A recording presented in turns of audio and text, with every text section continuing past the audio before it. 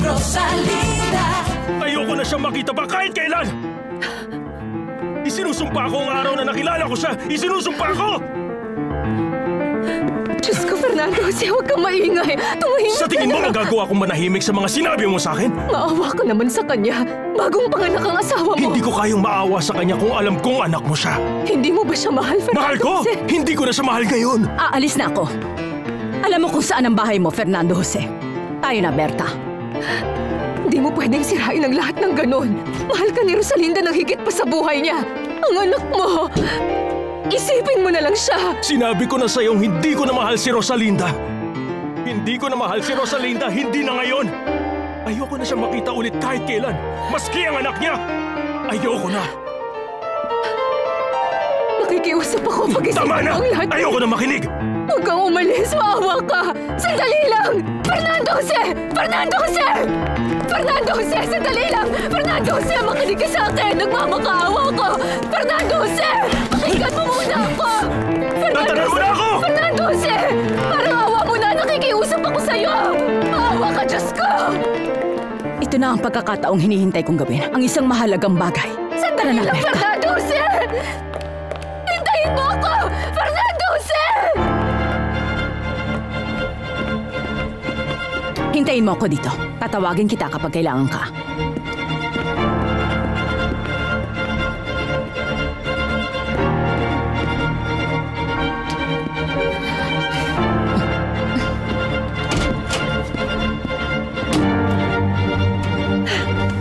Senyora Valeria? Matagal akong naghintay, Rosalinda. At sa wakas, nagtagumpay din ako sa huli. Bakit? Bakit sinabi ni Fernando Jose na hindi niya na ako mahal? Dahil kilala na niya kung sino ang totoo mong ina. No? Sa tingin mo ba magagawa ka pa ring mahalin ang anak ko? Pagkatapos niyang malaman na ang totoo mong ina ang pumatay sa kanyang pinakamamahal na ama.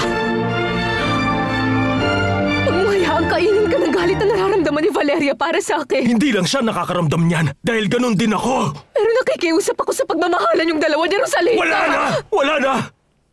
Wala na yun para sa akin. Pero paano nagbago ng ganun kabilis ang nararamdaman mo para sa kanya? Anong nangyari sa pagmamahal mo? Saan yun napunta? Laho na ang lahat ng yun.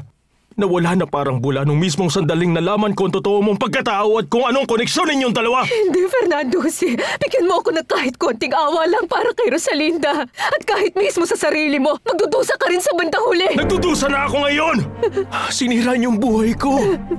Hindi ko gustong magpakasal kayong dalawa. Ilang beses ko yung sinabi. Sasabihin ko na sana noon ang buong katotohanan pero nahuli na ako. Nagawa niyo na magpakasal noon. Sinungaling ka! Sinungaling ka! Pakiusap ako! Pakiusap, Fernando Jose! Nagmamakaawa ko! Umalis ka na. Umalis ka na. Gusto ko nang umalis ka. Umalis ka na! Hindi kasalanan ni Rosalinda kung ano man ang nangyari noon. Bumalik ka na sa kanya, pakiusap! Nagmamakaawa ko! Pakiusap! Ibig sabihin, ang mama ko? Talagang papaniwalain mo kung ikaw ang inosente sa sitwasyon na ito. Sa tingin mo kaya kaya mo kong paglaruan? Pakiusap ako. Nakikiusap ako. Nagmamakaawa ko sa inyo. Pakiusap, ipaliwanag mo sa akin. Hindi ko alam.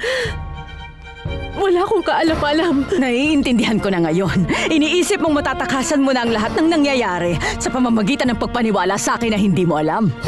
Wala akong alam. Yun ang totoo. Wala talaga akong alam.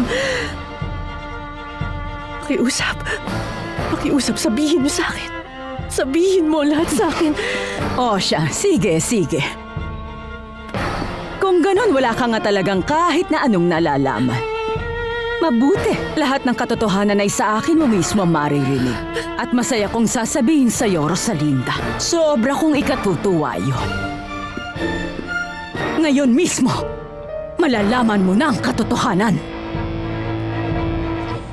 Kilala mo ba kung sino si Soledad Romero? Ang alam ko, siya ang pumatay sa papa ni Fernando Jose. Tama yun. At ang babae na yun, ang iyong ina. Ipinanganak ka sa kulungan. Itinago niya sa lahat ang pagkatao mo. Sabihin mo sa kanya na ikaw mismo ang bumaril at pumatay sa ama ko ng oras na yon! At maiintindihan niya ang dalamhati ko, ang galit ko, ang pagkasuklam ko! Hindi ka na mahal ni Fernando Jose, kaya inayawan ka na niya. Ang bata! Diyos ko, nasaan na siya? Kailan ba matatapos ang pagdurusang ito na ako mismo ang nagsimula 20 taon nang nakararaan?